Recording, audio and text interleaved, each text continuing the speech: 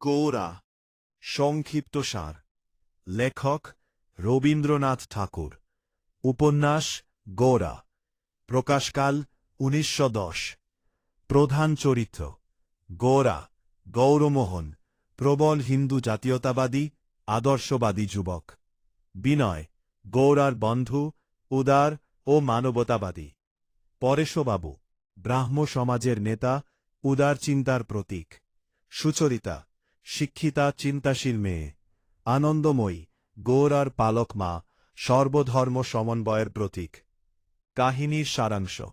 উপন্যাসটি ব্রিটিশ শাসনামলের বাংলার সামাজিক ও ধর্মীয় দ্বন্দ্বকে কেন্দ্র করে রচিত। গোরা একজন কট্টর হিন্দু জাতীয়তাবাদী।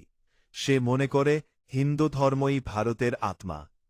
তার বন্ধু বিনয় ব্রাহ্ম সমাজের পরিবারে যাতায়াত শুরু করলে গোরার সঙ্গে তার মতবিরোধ হয়, কিন্তু গোরাও পরে পরেশবাবুর বাড়িতে যাতায়াত শুরু করে এবং সুচরিতার সঙ্গে পরিচিত হয়।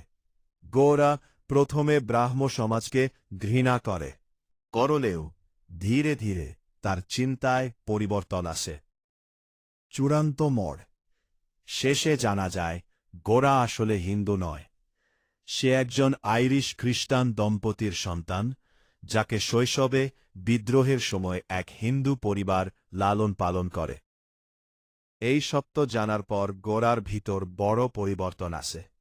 সে বুঝতে পারে ধর্ম বা জাত নয়, মানবতাই সবচেয়ে বড় পরিচয়। উপন্যাসটি জাতীয়তাবাদ, ধর্মীয় সংকীর্ণতা ও মানবতাবাদের দ্বন্দ্বকে গভীরভাবে তুলে ধরে। গুরুত্বপূর্ণ পয়েন্ট। প্রেক্ষাপট ব্রিটিশ ভারত, হিন্দু ব্রাহ্ম সমাজ দ্বন্দ্ব।